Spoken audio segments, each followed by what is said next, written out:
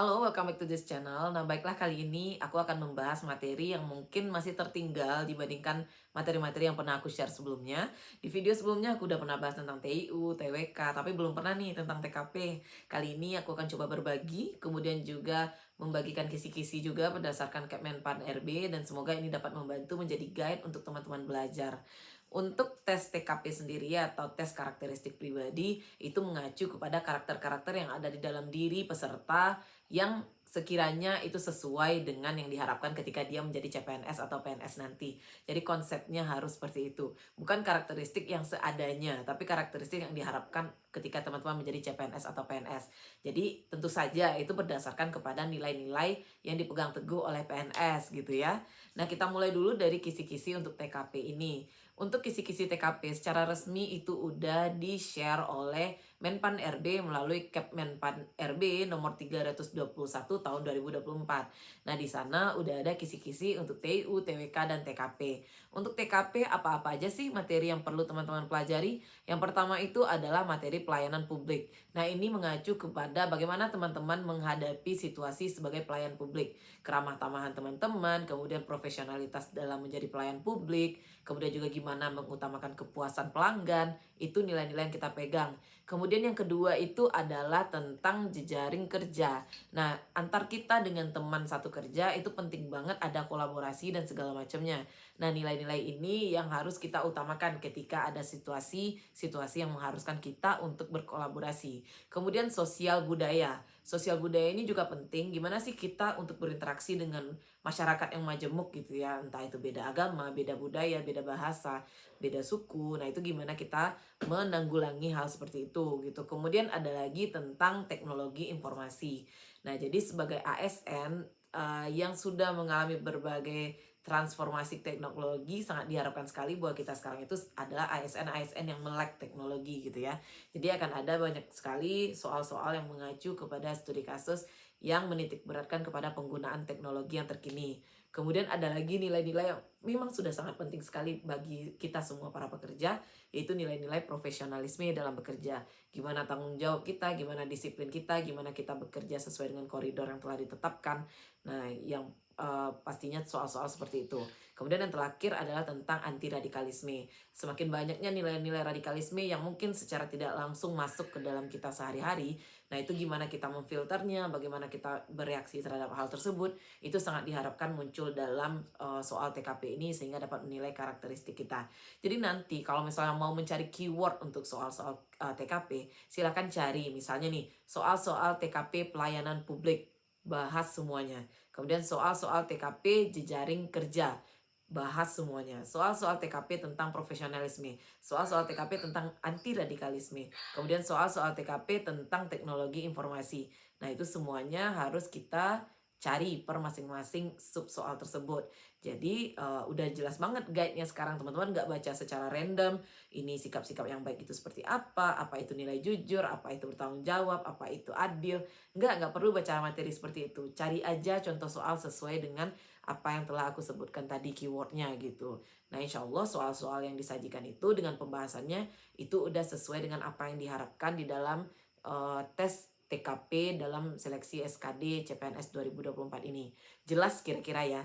Jadi beberapa materi inti itu ya kalau nggak salah 6 ya, 6 materi inti itu cari contoh-contoh soal dan pembahasannya. Nah, itu sebenarnya udah cukup banget bagi teman-teman untuk belajar TKP. Yang jadi permasalahannya itu di dalam soal TKP yang ditampilkan di dalam ujian, biasanya soal-soal TKP ini itu tidak gamblang, maksudnya tentang profesionalisme. Gimana profesionalisme Anda dalam kerja? Ya nggak seperti itu. Soalnya itu lebih sifatnya studi kasus, kemudian situasi.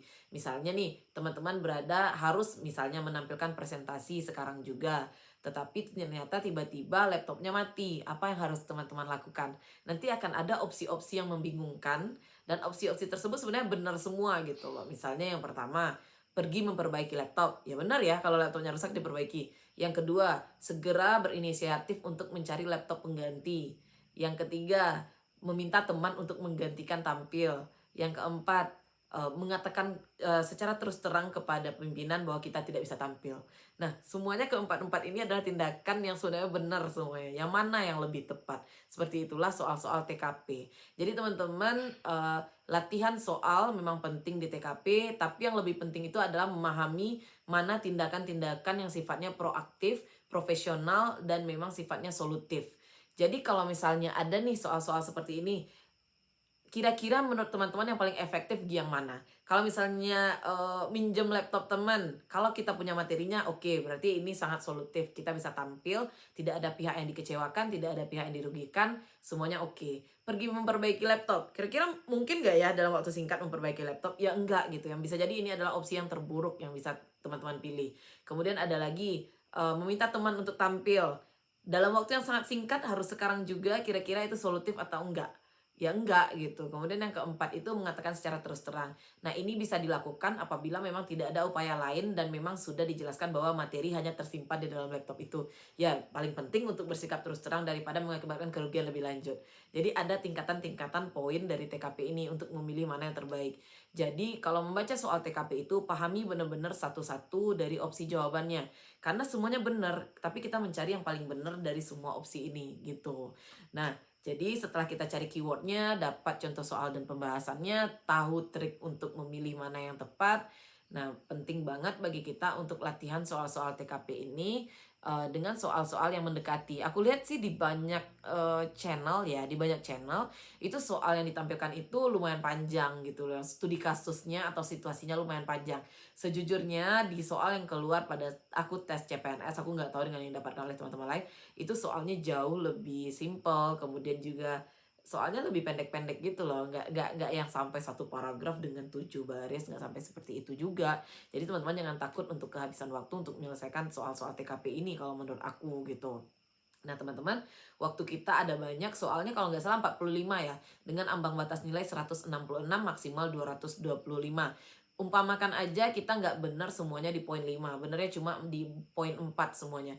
Kalau di poin 4 semuanya berarti kita dapat poin total 180, itu udah cukup. Tapi di TKP ini sebenarnya kita bisa mendulang nilai sebanyak-banyaknya. Jadi kalau kita udah paham mana tindakan yang paling solutif, mana yang paling proaktif, mana yang paling menyelesaikan masalah, itu sebenarnya poin kita udah sangat tinggi sekali gitu. Kalau aku di TKP dulu poinnya nggak terlalu tinggi, 193. Nah itu aku pilih semua jawaban yang proaktif. Ya seperti aku bilang tadi ya, ada lagi situasinya mungkin seperti ini. Yang pertama, misalnya di sebuah pelayanan, ada orang yang meminta kita untuk melakukan pelayanan medis segera mungkin. Sementara kita tidak menguasai hal tersebut. Yang harus kita lakukan adalah 1. Memikirkan rencana yang akan datang. 2. Menganalisa apa yang terjadi. 3. Segera menghubungi teman yang memang berkaitan dengan tindakan medis tersebut. 4. Kemudian melaporkan kepada atasan, mungkin seperti itu. Nah, mana yang paling tepat? Tentu saja yang tindakan. Nggak mungkin memikirkan dulu, kemudian juga menganalisis dulu. Ini tindakannya udah segera gitu loh. Jadi yang kita pilih adalah mana yang paling cocok dengan situasinya. Nah, dengan aku memilih soal-soal yang solutif semua, dan kemudian juga yang semuanya proaktif, yang semuanya aktif, bergerak, dan tidak merugikan pihak lain, nah itu alhamdulillah jawaban TKP ku hasilnya bagus-bagus semua. Jadi ketika teman-teman baca soal nanti, aku yakin kalau teman-teman pilih yang paling aktif jawabannya, kemudian yang solutif, itu nilainya bakalan bagus insya Allah dengan soal-soal yang ada. Teman-teman bisa banget untuk belajar TKP ini dari berbagai sumber. Kalau TKP itu nggak terbatas ya. Kalau misalnya TWK itu mungkin ada beberapa channel yang memang khusus untuk TWK dan bagus sekali gitu. Tapi kalau untuk TKP itu semuanya sepertinya udah bagus. Cuma yang aku lihat di jenis soal-soal yang di-share oleh YouTuber, rata-rata soal hostnya itu kepanjangan gitu atau terlalu banyak gitu ya. Teman-teman jadinya ketakutan untuk membagi waktu, kira-kira ini bakalan cukup atau enggak nih waktu untuk ujian TKP-nya. Padahal sebenarnya kalau menurut aku pada saat tes itu soalnya mungkin ada ya juga yang berupa soal studi kasus panjang, tapi ada banyak juga yang soalnya hanya pendek-pendek doang gitu. Jadi akan cukup banget waktunya. Aku yakin sebelum pemerintah men-share soal-soal untuk CPNS ini, mereka sedang melakukan uji terlebih dahulu. Apakah ini cocok untuk waktu 100 menit atau enggak. Jadi jangan overthinking dengan hal ini. Sebagai panduan, dulu pada saat aku tes, aku menyelesaikan TIU, TWK, dan TKP dengan waktu sisa itu ada sekitar 30 menit. Nah, 30 menit itu cukup banget untuk mengulang-ulang kembali untuk menjawab soalnya gitu. Jadi untuk TKP ini triknya selain dari yang pertama kita memahami konsep, udah aku share semua konsep dan materi intinya tadi, teman-teman tinggal cari latihan soal dan jawaban. Yang kedua itu adalah memilih jawaban yang solutif, jawaban yang juga sifatnya membantu kepada perbaikan kondisi. Yang ketiga itu memahami nilai-nilai ASN.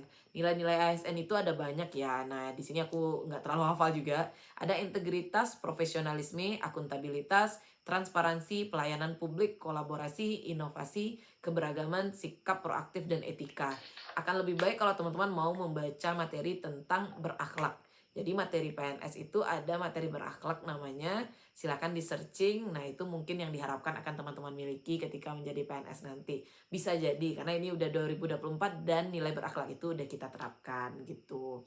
Nah, intinya jawab soalnya itu semaksimal mungkin dengan jawaban sebaik mungkin, dan kemudian juga jawabannya yang solutif.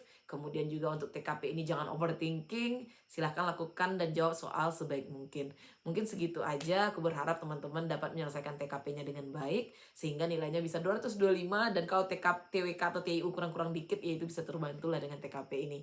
Semoga sukses untuk seleksi SKD CPNS-nya. Kalau misalnya ada pertanyaan atau ada request video, silahkan drop pada bagian komen dari video ini. Terima kasih banyak, mohon maaf kalau misalnya aku masih belibet dan berputar-putar. Maaf ya, ini masih pemula banget.